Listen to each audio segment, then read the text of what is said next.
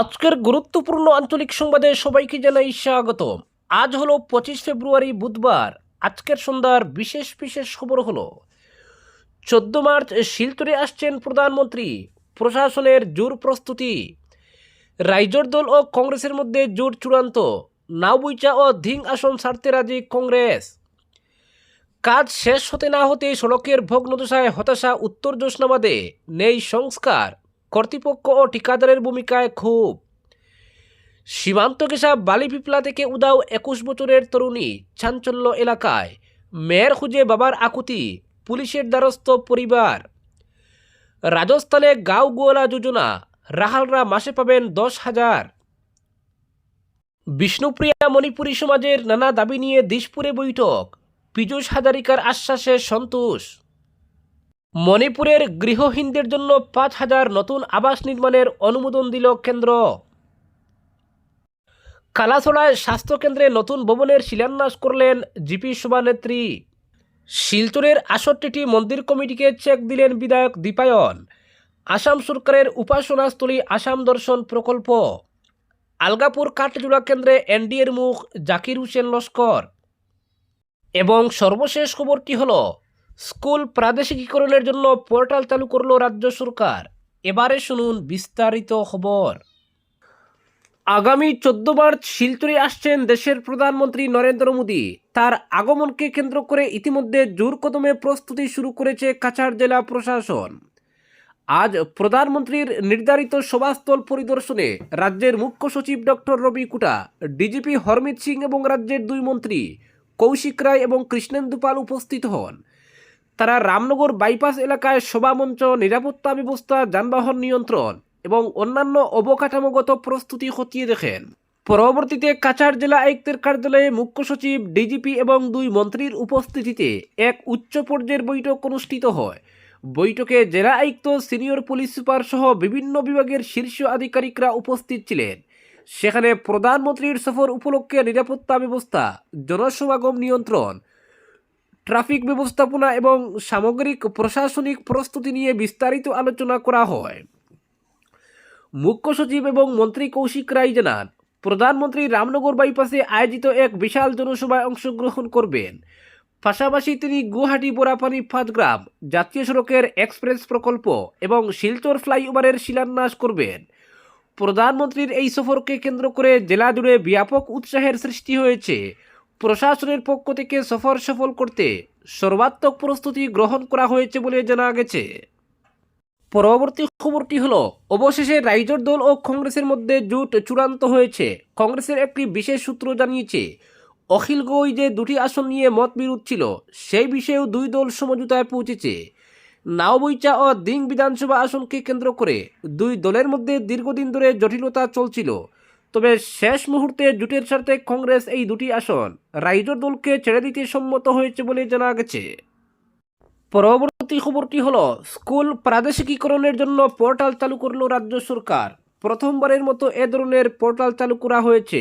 যে সকল ভেঞ্চার অর্থাৎ অপ্রাদেশিকীকৃত স্কুল রয়েছে, সেই প্রতিষ্ঠানগুলি তাদের ইউডাইস কোড সহ এতে আবেদন করতে পারবে।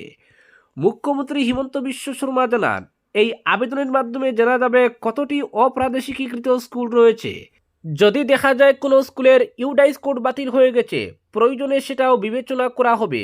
সব মিলিয়ে রাজ্যের সামগ্রিক স্কুলের পরিসংখ্যান হাতে নিয়ে আসার জন্য এই পোর্টাল চালু করা হয়েছে। মুখ্যমন্ত্রী আগেই জানিয়েছেন, সম্ভব হলে স্কুলগুলির প্রাদেশিকীকরণ করা হবে, আর না হলে এতদিন যারা কাজ করেছেন তাদের একটি সাম্মানিক গুরুদক্ষিণার ব্যবস্থা করা হবে। তবে গুরুদক্ষিণা কীভাবে এবং কত টাকা দেওয়া হবে তা নিয়ে কোনো সিদ্ধান্ত হয়নি বলেও জানান মুখ্যমন্ত্রী। পরবর্তী খবরটি হলো আসন্ন বিধানসভা নির্বাচনের আগে হাইলাকান্দি জেলার আলগাপুর কাটলিজোড়া বিধানসভা আসন ঘিরে রাজনৈতিক জল্পনা তুঙ্গে। দলীয় সূত্রে জানা গেছে, এই আসনে বিজেপি নিজে প্রার্থী না দিয়ে জোট সঙ্গে আসাম গণপরিষদকে আসনটি ছেড়ে দিতে পারে। পাশাপাশি সুনাই ও দক্ষিণ করিমগঞ্জ আসনও এজিপির জন্য ছেড়ে দেওয়ার বিষয়ে আলোচনা চলছে বলে রাজনৈতিক মহলে খবর ছড়িয়েছে। এই 3টি আসনই সংখ্যালঘু অধ্যুষিত হওয়ায় কৌশলগত কারণে অগপকে সামনে রেখে নির্বাচনী সমীকরণ সাজাতে চাইছে বিজেপি নেতৃত্ব। সূত্রের খবর, রাজ্যসভা নির্বাচন শেষ হওয়ার পর হাইলাকান্দির বর্তমান বিধায়ক জাকির হোসেন লস্কর অগপথে যোগ দেবেন এবং আলগাপুর কাটলিজোড়া আসনে এনডিএ জোটের প্রার্থী হিসেবে হাতি প্রতীকে প্রতিদ্বন্দ্বিতা করবেন। অগপ ঘনিষ্ঠ মহলের দাবি, মুখ্যমন্ত্রী হিমন্ত বিশ্ব শর্মার ইঙ্গিতেই এই রাজনৈতিক সমীকরণ তৈরি হচ্ছে। উল্লেখ্য, হাইলাকান্দি শহরে প্রায় 2200 কোটি টাকার রেলওয়ে ওভারব্রিজ প্রকল্প অনুমোদন এবং আরবান ওয়াটার প্রজেক্ট নিয়েও বিধায়ক জাকির হোসেন লস্করের উদ্যোগ নিয়ে আলোচনা চলছে। অন্যদিকে বর্তমান আরেক বিধায়ক নিজামুদ্দিন চৌধুরীও আলগাপুর কাটলিজোড়া আসন থেকে এজিপির টিকিট পাওয়ার চেষ্টা করছেন বলে জানা গেছে। সম্প্রতি এজিপি সভাপতি অতুল বোরার সঙ্গে তার বৈঠক হলেও তাতে ইতিবাচক ফল মেলেনি বলে সূত্রের দাবি। ফলে তিনি বিকল্প হিসেবে রাইজোর দলের প্রার্থী হিসেবেও একই আসনে প্রতিদ্বন্দ্বিতা করতে পারেন বলে রাজনৈতিক মহলে জল্পনা রয়েছে। এদিকে কাটলিজোড়ার আরেক বর্তমান বিধায়ক সুজামুদ্দিন লস্করও এই আসনে স্বতন্ত্র প্রার্থী হিসেবে লড়াই করার ইঙ্গিত দিয়েছেন। অন্যদিকে আরেক বিধায়ক খলিল উদ্দিন মজুমদারের কংগ্রেস টিকিট পাওয়ার সম্ভাবনার কথাও শোনা যাচ্ছে। ফলে একাধিক বর্তমান বিধায়ক একই আসনে মুখোমুখি হতে পারেন বলে মনে করছে রাজনৈতিক মহল। ডিলিমিটেশনের পর আলগাপুর কাটলিজোড়া আসনের ভোটার চিত্রেও বড় পরিবর্তন এসেছে। প্রায় 2,75,000 ভোটারের মধ্যে প্রায় 2,25,000ই মুসলিম ভোটার বলে রাজনৈতিক মহলের হিসাব। ফলে এই আসনটি এখন সংখ্যালঘু অধ্যুষিত আসনে পরিণত হয়েছে এবং সব রাজনৈতিক দলই নতুন কৌশল নিতে বাধ্য হয়েছে। সব মিলিয়ে আলগাপুর কাটলিজোড়া আসনে এবারের নির্বাচন অত্যন্ত জমজমাট ও অনিশ্চিত হতে চলেছে বলে মনে করছেন রাজনৈতিক বিশ্লেষকরা। পরবর্তী খবরটি হলো, শিলচরের 68টি মন্দির কমিটিকে চেক দিলেন বিধায়ক দীপায়ন। আসাম সরকারের উপাসনাস্থলী আসাম দর্শন প্রকল্পের অধীনে শিলচর বিধানসভা কেন্দ্রের অন্তর্গত 68টি মন্দিরের সভাপতি ও সম্পাদকদের হাতে প্রথম কিস্তির চেক বিতরণ করা হয়। গান্ধী ভবনে আয়োজিত এক অনুষ্ঠানে প্রত্যেক উপাসনাস্থলকে 1.5 লক্ষ টাকার চেক প্রদান করেন শিলচরের বিধায়ক দীপায়ন চক্রবর্তী। অনুষ্ঠানে বক্তব্য পেশ করতে গিয়ে বিধায়ক রাজ্যের সামগ্রিক উন্নয়নে মুখ্যমন্ত্রী ডক্টর হিমন্ত বিশ্ব শর্মার কর্মকাণ্ডের প্রশংসা করেন। তিনি বলেন, রাজ্য সরকারের এই প্রকল্পের মূল উদ্দেশ্য হল উপাসনালয়গুলির পরিকাঠামোগত উন্নয়ন, সংস্কার ও সংরক্ষণে আর্থিক সহায়তা প্রদান করা। ধর্মীয় ও সাংস্কৃতিক ঐতিহ্য রক্ষায় সরকার সর্বদা প্রতিশ্রুতিবদ্ধ। রাজ্য জুড়ে ধর্মীয় প্রতিষ্ঠানগুলির সংরক্ষণ ও রক্ষণাবেক্ষণের লক্ষ্যে এই উদ্যোগ অত্যন্ত তাৎপর্যপূর্ণ। সরকারের এই প্রকল্প ধর্মীয় প্রতিষ্ঠানগুলিকে সুরক্ষিত রাখা এবং সাম্প্রদায়িক ঐতিহ্যকে শক্তিশালী করার প্রতিশ্রুতিরই প্রতিফলন।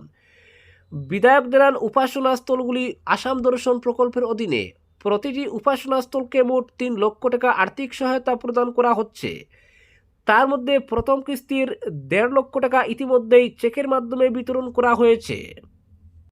পরবর্তী খবরটি হলো, কালাছড়ায় স্বাস্থ্যকেন্দ্রে নতুন ভবনের শিলান্যাস করলেন জিপি সভানেত্রী।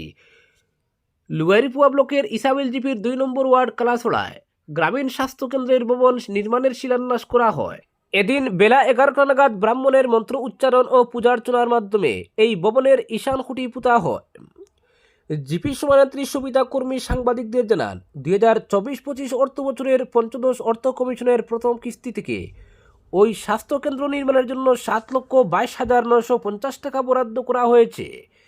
এর জন্য তিনি পাতারকান্দি কেন্দ্রের বিধায়ক তথা মন্ত্রী কৃষ্ণেন্দু পালের তৎপরতার কথা উল্লেখ করেন।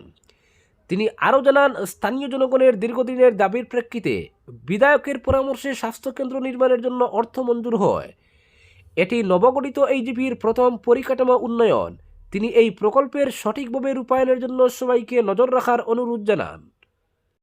পরবর্তী খবরটি হলো, রাজস্থান সরকার নতুন প্রকল্প ঘোষণা করেছে, যার নাম দেওয়া হয়েছে গাঁও গোয়ালা যোজনা। এই প্রকল্পের অধীনে গ্রামের গোপালক বা রাখালদের মাসে 10,000 টাকা করে দেওয়া হবে। জানা গেছে, প্রতিটি গ্রামে 70টি গরু চড়ানোর জন্য একজন রাখাল নিয়োগ করা হবে। গরুর সংখ্যা বেশি হলে 2 বা 3 জন রাখাল নিয়োগের সুবিধা থাকবে।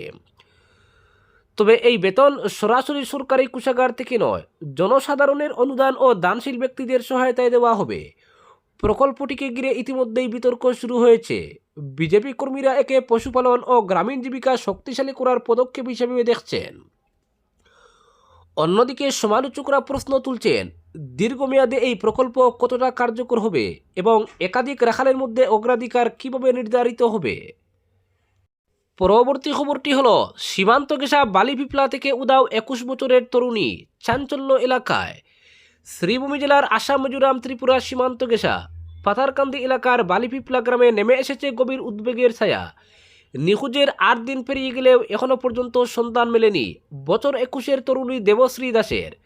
পরিবারের একমাত্র কন্যাকে হঠাৎ হারিয়ে চরম উৎকণ্ঠা ও দুশ্চিন্তার মধ্যে দিন কাটাচ্ছেন তার বাবা মুকুল দাস ও পরিবারের অন্যান্য সদস্যরা। পরিবার সূত্রে জানা গেছে, গত 16 ফেব্রুয়ারি ভোর আনুমানিক 5টা নাগাদ দেবশ্রী নিজ বাড়ি থেকে বেরিয়ে যায়। এরপর থেকে তার আর কোনো খোঁজ পাওয়া যায়নি। প্রতিদিনের মতো ভোরে বের হলেও দীর্ঘ সময় বাড়ি না ফেরায় পরিবারের সন্দেহ হয়। এরপর শুরু হয় খোঁজাখুঁজি। আত্মীয় স্বজন, প্রতিবেশী ও পরিচিতদের বাড়িতে খোঁজ নেওয়া হয়। এমনকি সম্ভাব্য বিভিন্ন স্থানে গিয়েও সন্ধান করার চেষ্টা করেন মুকুল দাস, কিন্তু সব প্রচেষ্টাই ব্যর্থ হয়। অবশেষে অসহায় বাবা স্থানীয় প্রশাসনের দ্বারস্থ হন। তিনি বাজারিছড়া থানার অধীন নাগরা পেট্রোল পোস্টে একটি নিখোঁজ সংক্রান্ত এজাহার দায়ের করেন। পুলিশের কাছে দেওয়া অভিযোগে তিনি ঘটনার সম্পূর্ণ বিবরণ তুলে ধরেন। সেই অনুযায়ী নাগরা পুলিশ একটি মিসিং ডায়েরি নথিভুক্ত করে তদন্ত শুরু করেছে। পরিবারের দাবি, নিখোঁজ হওয়ার সময় দেবশ্রীর সঙ্গে একটি মোবাইল ফোন ছিল, কিন্তু বর্তমানে সেই ফোনটি সুইচ অফ রয়েছে, ফলে যোগাযোগের কোনো উপায় নেই। এই ঘটনায় রহস্য আরও ঘনীভূত হয়েছে। পরিবারের বর্ণনা অনুযায়ী দেবশ্রীর গায়ের রং ফর্সা, উচ্চতা প্রায় 5 ফুট 3 ইঞ্চি এবং বয়স প্রায় 21 বছর। তার নিখোঁজের পর থেকে এলাকায় চাঞ্চল্যের সৃষ্টি হয়েছে। প্রতিবেশী ও স্থানীয় বাসিন্দারাও বিষয়টি নিয়ে উদ্বেগ প্রকাশ করেন। যদি কেউ তার মেয়েকে কোথাও দেখে থাকেন বা তার সম্পর্কে কোনো তথ্য জানতে পারেন, তাহলে 8099569524 নম্বরে যোগাযোগ করতে অথবা পার্শ্ববর্তী পুলিশ প্রশাসনকে অবহিত করার জন্য আহ্বান জানিয়েছেন তিনি। পরবর্তী খবরটি হলো, পূর্ত সড়কের কাজ সম্পূর্ণ হওয়ার কিছুদিনের মধ্যে বৃষ্টির জলে তুলে স্থানে স্থানে ভেঙে যাওয়ার প্রায় বছর দিন হয়ে গেলেও আজও সংস্কারের উদ্যোগ নেই সংশ্লিষ্ট বিভাগ কিংবা ঠিকাদারের। আর এমন ঘটনায় লালার উত্তর জোসনাবাদ গ্রামের সাধারণ মানুষের মধ্যে দেখা দিয়েছে হতাশা। কাটাখাল নদীর বাম তীরবর্তী বিষ্ণুপুর ডাইক থেকে গাগলাচড়া ডাইকের মধ্যবর্তী উত্তর জোসনাবাদ প্রথম ও দ্বিতীয় খণ্ড গ্রামের মধ্য দিয়ে যাওয়া এই পূর্ত সড়ক নির্মাণের কাজ প্রায় বছর দিন আগে অত্যন্ত দায়সারাভাবে শেষ করা হয়। বিশেষ করে এই নতুন পূর্ত সড়কের কাজের উভয় দিকের যে সাইড ওয়াল নির্মাণ করা হয়েছে সেটা অত্যন্ত নিম্নমানের। এই ওয়ালকে আটকাতে যে পিলার ব্যবহার করা হয়েছে তাও ডলে পড়তে দেখা যাচ্ছে। এছাড়া ওই পূর্ত সড়কের জল যাওয়ার জন্য যে ছোটো ছোটো ড্রেন নির্মাণ করা হয়েছে, সেই ড্রেন দিয়ে জল যেতে না পেরে এর ঠিক নিচ দিয়ে বৃষ্টির জল গিয়ে মাটি তলিয়ে গেছে, দেখতে সুড়ঙ্গের মতো হয়ে গেছে। এভাবে এই সড়কের স্থানে স্থানে অনেকটা গর্ত হয়ে গেছে। ঠিকমতো মাটি ভরাট না হওয়ার কারণে আজ এত গুরুত্বপূর্ণ সড়ক নির্মাণ শেষ হতে না হতেই বেহাল হয়ে উঠছে। সাইড বামের ওয়ালের পিছন দিকে কোনো মাটি না থাকার জন্য বৃষ্টির জলের তুড়ে হেলে পড়ছে বলে অভিযোগ। এভাবে সহজে অত্যন্ত গুরুত্বপূর্ণ একটি পূর্ত সড়ক নির্মাণ হতে না হতেই ভেঙে পড়ায় স্থানীয়রা বরাদপ্রাপ্ত ঠিকাদার হাইলাকান্দির স্পেকট্রাম এন্টারপ্রাইজকে দায়ী করছেন। 2022-23 বর্ষের নাবার্ডের অর্থানুকূল্যে হাইলাকান্দি জেলা টেরিটোরিয়াল রোড ডিভিশনের অধীন এই পূর্ত সড়কের প্যাকেজ নম্বর হচ্ছে RERIDF। নির্মাণ কাজ সম্পন্ন হতে না হতেই এমন ভগ্নদশা শুরু হওয়ায় এই পূর্ত সড়কের ভবিষ্যৎ কী হবে তা সহজে অনুমেয়। এমনকি রাস্তা থেকে জল যাওয়ার জন্য যে ড্রেন নির্মাণ করা হয়েছে, এসব ড্রেন দিয়ে কোনোভাবে বৃষ্টির জল যেতে পারে না, ফলে রাস্তা ভেঙে সুড়ঙ্গের মতো হয়ে গেছে স্থানে স্থানে। এভাবে রাস্তা ভেঙে সুড়ঙ্গের মতো তৈরি হলেও পূর্ত বিভাগ কিংবা বরাদপ্রাপ্ত ঠিকাদারের কোনো হদিশ নেই। স্থানে স্থানে এভাবে অপরিকল্পিত ড্রেন নির্মাণের ফলে রাস্তার জল যেতে না পেরে সুড়ঙ্গ তৈরি হচ্ছে, রাস্তা ভেঙে যাচ্ছে। সার্বিক দিক তুলে ধরে বলতে গেলে ওই রাস্তা নির্মাণে ব্যাপকভাবে দুর্নীতি হয়েছে বলে স্থানীয়দের অভিযোগ। এদিকে এলাকাবাসীর দাবি, এখন শুকনো মরশুম, কাজের সময়, তাই যেসব ভাঙ্গা স্থান রয়েছে সেসব এখন মেরামতের উপযুক্ত সময়। কিন্তু এই শুকনো মরশুমে রাস্তা মেরামতের কোনো উদ্যোগ নেই, ফলে এবারের বর্ষা মরশুমে এসব ভাঙ্গন আরও বড় আকার ধারণ করে বললে অত্যুক্তি হবে না। তাই সংশ্লিষ্ট কর্মকর্তাদের শীঘ্রই এসব ভাঙ্গা রাস্তার কাজ মেরামত করে তোলার আর্জি জানিয়েছেন এলাকাবাসী। আজকের বিশেষ সংবাদ এখানেই সমাপ্ত।